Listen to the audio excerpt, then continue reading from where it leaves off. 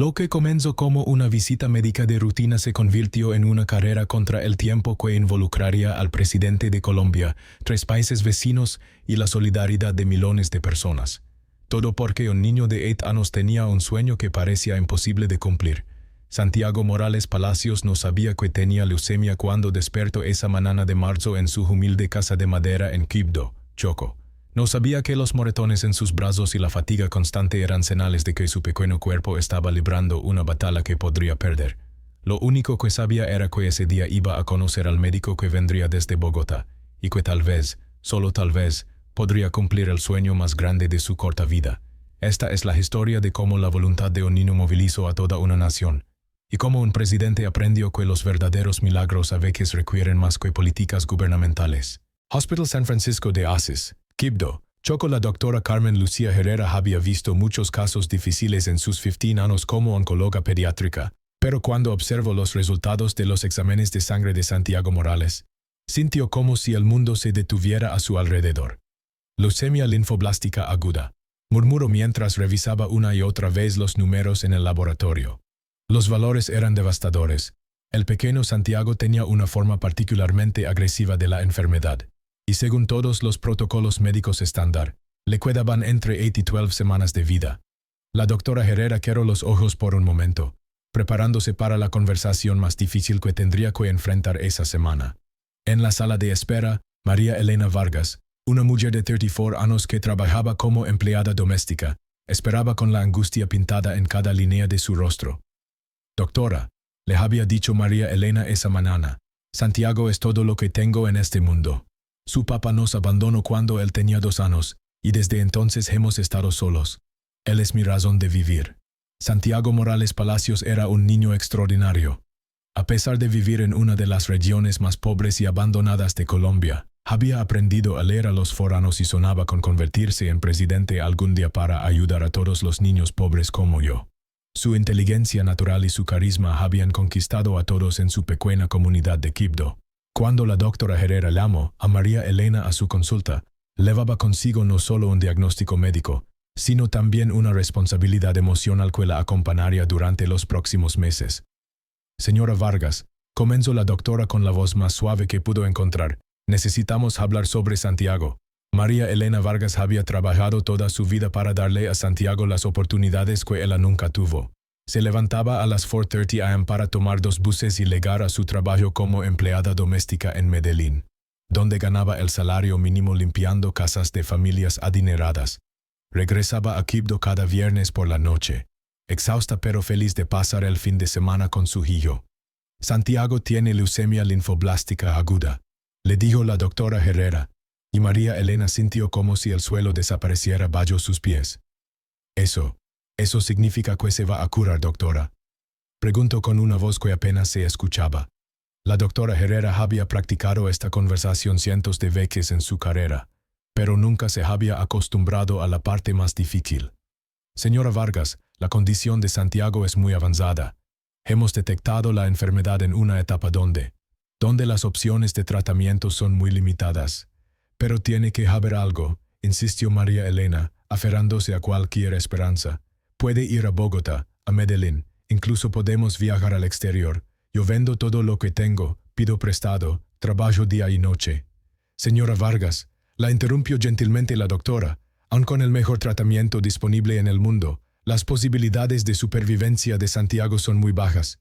Le quedan aproximadamente 2 o 3 meses». El silencio que siguió fue ensordecedor. María Elena se dobló sobre sí misma como si hubiera recibido un golpe físico en el estómago. Lloró durante 20 minutos mientras la doctora Herrera la consolaba, ambas sabiendo que no había palabras suficientes para este tipo de dolor.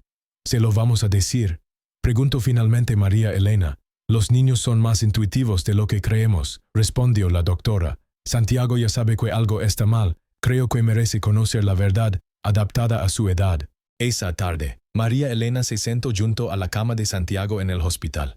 Su hijo, a pesar de estar débil, mantenía esa sonrisa radiante que había iluminado su vida durante 8 años. «Mami», le dijo Santiago, tomando su mano con sus pequeños dedos fríos, «yo sé que estoy muy enfermo». María Elena sintió cómo se le quebraba la voz. «Sí, mi amor, estás muy enfermo. Me voy a morir». La pregunta directa de un niño de 8 años sobre su propia mortalidad es algo para lo que ningún padre puede estar preparado.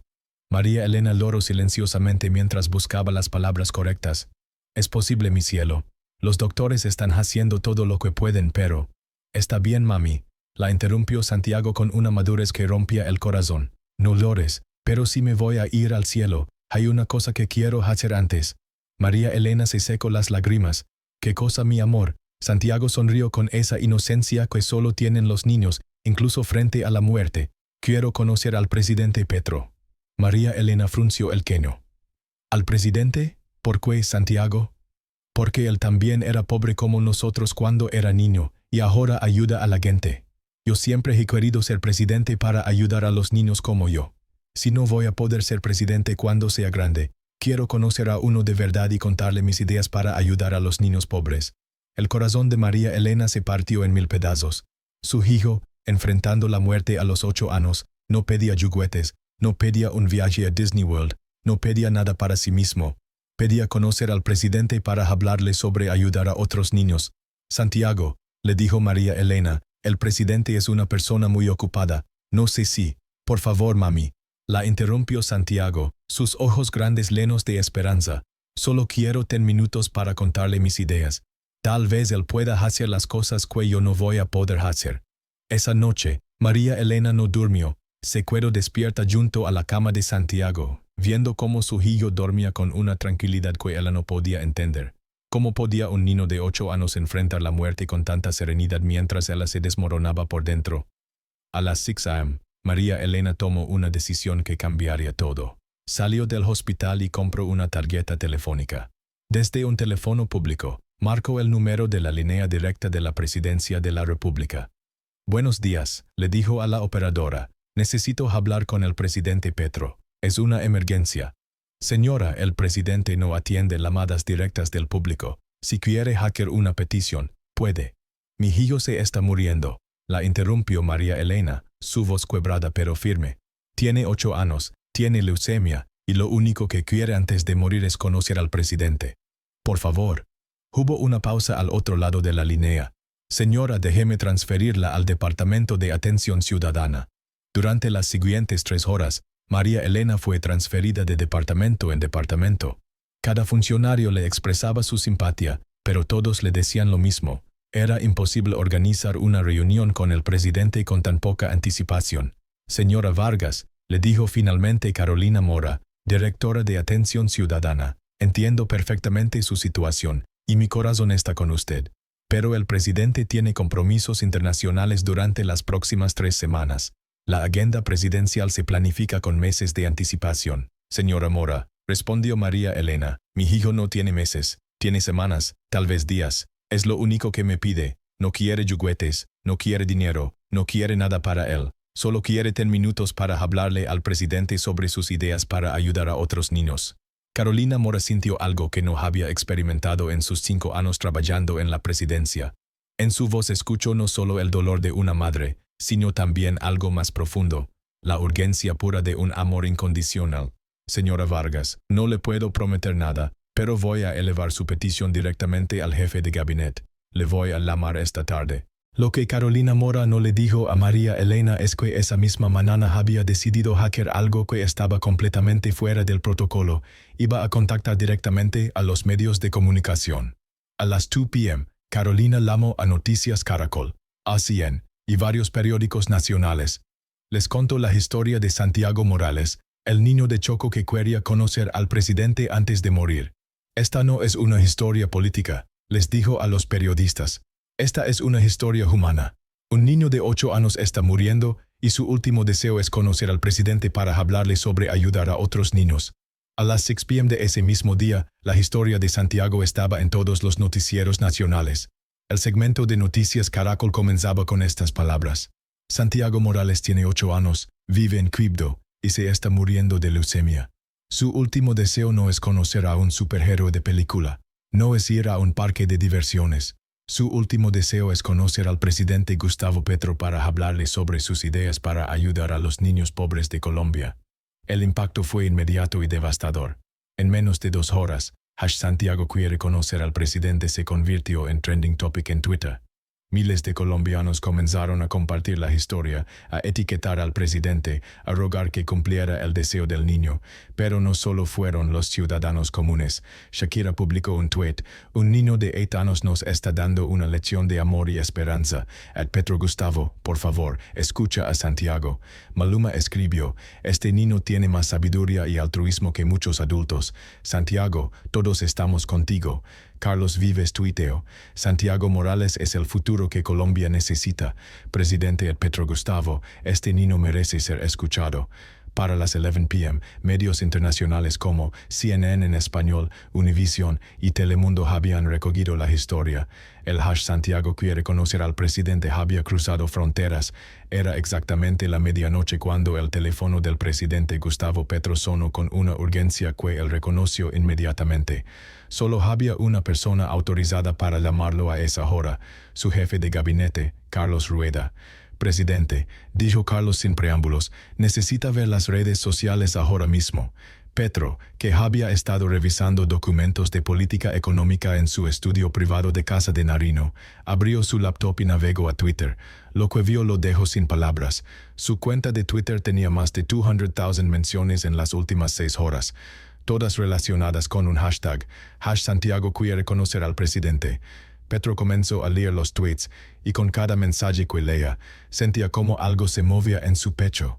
No era solo simpatía, era algo más profundo. "Carlos", le dijo a su jefe de gabinete, "consígueme el número del hospital en Quibdó, ahora". "Presidente, son las 12:30 a.m. Carlos, consígueme ese número". 20 minutos después, Gustavo Petro estaba hablando directamente con la doctora Carmen Lucia Herrera en el Hospital San Francisco de Asís de Quibdó. "Doctora Herrera, soy Gustavo Petro. Quiero hablar con Santiago Morales". Hubo un silencio al otro lado de la línea. "Presidente, ¿realmente es usted?". "Sí, doctora. He leído sobre Santiago, y quiero hablar con él. ¿Es posible?". "Presidente, son las 12:50 a.m. Santiago está dormido, pero puedo despertarlo.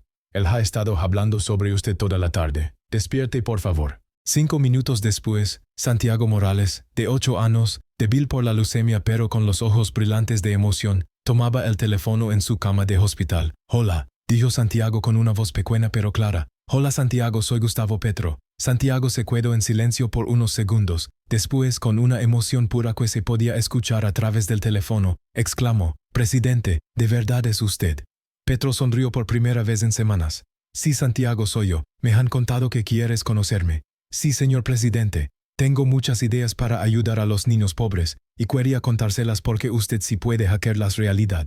"Cuéntame, Santiago. Te estoy escuchando". Durante los siguientes 30 minutos, Santiago Morales le explicó al presidente de Colombia sus ideas para ayudar a los niños pobres del país. Habló sobre escuelas móviles para las regiones más apartadas, sobre programas de alimentación que llegaran a los lugares donde no llegaba el Estado, sobre becas para niños brillantes que no tenían recursos.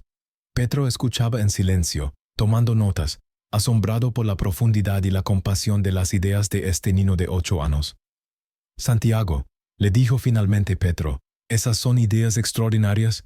¿Cómo se te ocurrieron?". "Porque yo he vivido todas esas cosas, señor presidente. Yo sé lo que es tener hambre, lo que es no tener zapatos para ir a la escuela, lo que es que tu mamá llore porque no tiene dinero para comprarte un cuaderno. Pero también sé que hay niños que tienen menos que yo y quiero ayudarlos". Petro sintió como los ojos se le llenaban de lágrimas. "Santiago, quiero conocerte en persona. ¿Te parece si voy a visitarte mañana?". "¿De verdad va a venir, señor presidente?". "Palabra de honor, Santiago. Mañana estaré allí".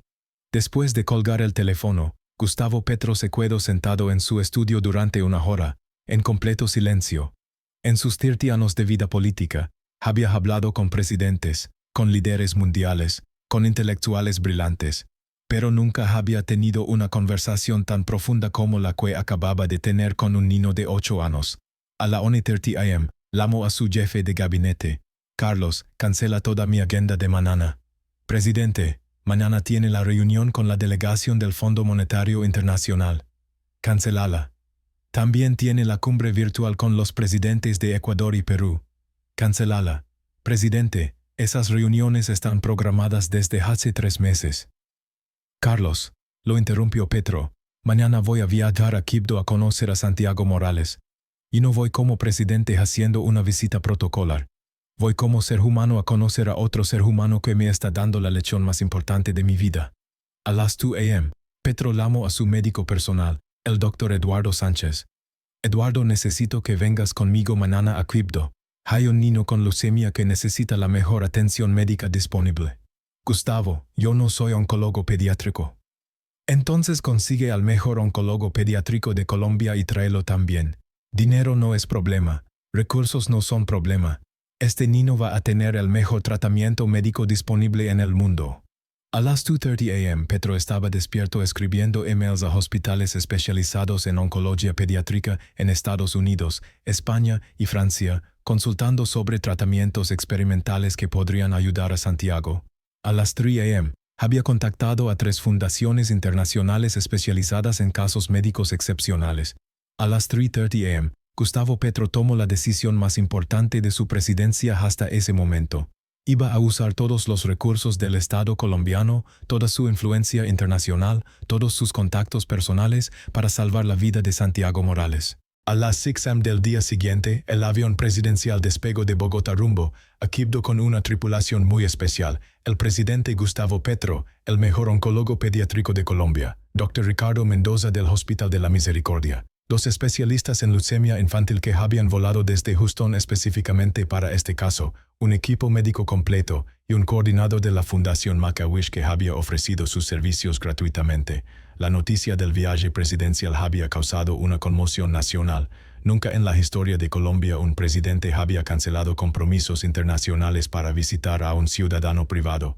Los medios de comunicación estaban divididos. Algunos criticaban a Petro por populismo, otros lo elogiaban por humanidad genuina. Pero en las redes sociales, el apoyo era abrumador. #Petro va a salvar a Santiago se había convertido en trending topic mundial. Personas de más de 50 países habían comenzado a seguir la historia.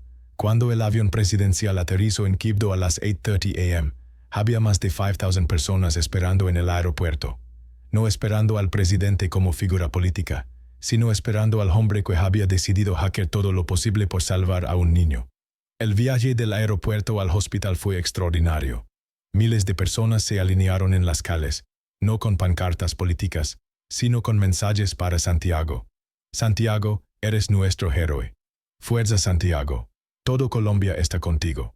A las 9:15 a.m., Gustavo Petro entró a la habitación de Santiago Morales en el Hospital San Francisco de Asís de Quibdó. Lo que vio lo impactó profundamente. Un niño de 8 años, visiblemente débil pero con una sonrisa radiante, rodeado de dibujos que había hecho para mostrarle al presidente. «Señor presidente», exclamó Santiago, intentando sentarse en la cama. «No te levantes, Santiago», le dijo Petro, acercándose y sentándose en la silla junto a la cama. «Me da muchísimo gusto conocerte». Durante la siguiente hora, Santiago le mostró a Petro todos sus dibujos, escuelas en forma de barcos para llegar a las comunidades ribereñas, comedores móviles para los niños de la calle, bibliotecas ambulantes para las zonas rurales. «Santiago», le dijo Petro, «estas ideas son tan buenas que las voy a convertir en políticas reales del gobierno». «De verdad, señor presidente». «De verdad, Santiago.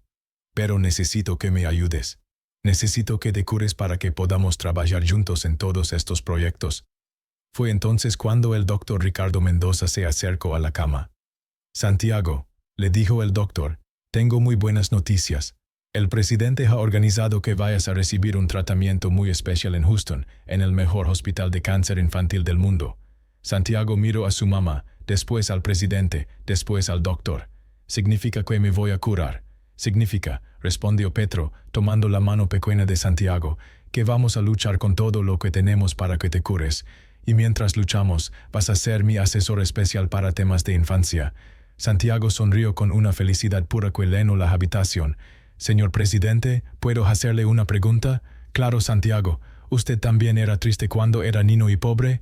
Petro sintió como algo se quebraba dentro de su pecho. «Sí, Santiago, era muy triste a veces. ¿Y ahora es feliz siendo presidente?» Petro miró a este niño extraordinario, pensó en todas las responsabilidades de su cargo, en todas las críticas, en toda la presión política. «¿Sabes qué, Santiago? Ahora mismo, conocerte a ti, es el momento más feliz que he tenido desde que soy presidente». 3 días después, Santiago Morales estaba volando en el avión presidencial hacia Houston, acompañado por su madre y un equipo médico completo. El MD Anderson Cancer Center, considerado el mejor hospital de oncología pediátrica del mundo, había aceptado el caso después de una llamada personal del presidente Petro al director general.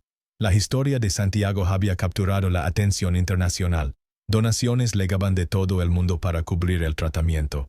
La Fundación Shakira había donado $100,000. La Fundación Carlos Vives había organizado un concierto benéfico. Empresarios colombianos habían creado un fondo de emergencia. Pero lo más extraordinario era que Santiago no había llegado a Houston solo como paciente. Había llegado como asesor especial de la presidencia para temas de infancia. Un título oficial que Petro había creado específicamente para él. En Houston, Santiago conoció al Dr. Michael Rodríguez, el oncólogo pediátrico más reconocido del mundo en leucemia infantil. Santiago, le dijo el Dr. Rodríguez después de revisar todos sus exámenes, tu caso es muy serio, pero hay razones para tener esperanza. Tenemos un tratamiento experimental que ha mostrado resultados extraordinarios en casos como el tuyo. Durante las siguientes 8 semanas, Santiago recibió el tratamiento más avanzado disponible en el mundo. Pero lo que realmente lo mantuvo fuerte no fueron solo las medicinas, fue el propósito. Desde su cuarto de hospital en Houston, Santiago trabajaba con el equipo presidencial en Bogotá para desarrollar sus ideas de ayuda a la infancia. Participaba en videollamadas con ministros, daba sugerencias sobre políticas públicas, revisaba proyectos de ley. 10 semanas después, Santiago Morales regresó a Colombia en remisión completa. Su leucemia había respondido excepcionalmente bien al tratamiento experimental. Los doctores eran cautamente optimistas. Las probabilidades de supervivencia a largo plazo habían aumentado del 5% al 85%. Pero Santiago no regresó como el mismo niño que se había ido. Regresó como un símbolo nacional de esperanza y determinación. El día de su regreso, 15,000 personas se congregaron en el aeropuerto El Dorado de Bogotá para recibirlo. No al presidente, sino a Santiago. En una conferencia de prensa improvisada en el aeropuerto, Santiago, ahora con pelo muy corto pero con mejillas rosadas y ojos brillantes, se dirigió a la nación. Quiero agradecer al presidente Petro, a todos los doctores y a todas las personas que oraron por mí. Pero ahora tenemos que trabajar juntos para ayudar a todos los niños de Colombia que necesitan ayuda. 3 meses después, el Congreso de Colombia aprobó por unanimidad la Ley Santiago, la legislación más comprensiva de protección a la infancia en la historia del país. La ley incluía Programa Nacional de Alimentación Escolar Universal, acceso gratuito a tratamiento médico especializado para todos los niños, escuelas móviles para zonas apartadas, becas automáticas para niños en situación de vulnerabilidad.